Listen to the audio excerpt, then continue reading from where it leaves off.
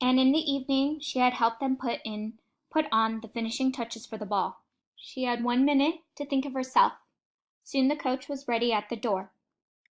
The ugly stepsisters were powdered and pressed and curled.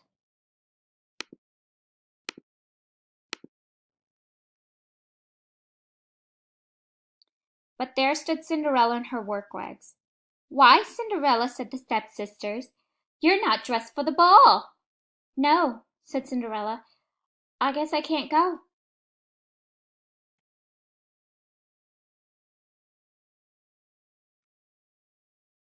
Poor Cinderella sat weeping in the garden. Suddenly a little old woman with a sweet, kind face stood before her. It was her fairy godmother. "Hurry, child," she said. "You're going to the ball." Cinderella could hardly believe her eyes. The fairy godmother turned a fat pumpkin into a splendid coach. Next her pet mice became horse.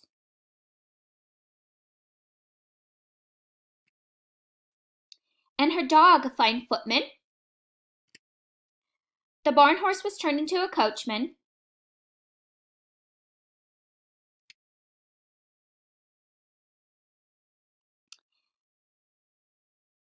"There, my dear," she said, the fairy godmother. "Now into the coach with you, and off the ball you go." "But my dress," said Cinderella. "Lovely, my dear," said the godmother again. Then she really looked at Cinderella's rags. "Oh, good heavens!" she said. "You're never going to go in that." She waved her magic wand. "Bibbidi, bobbidi, boo!" she said.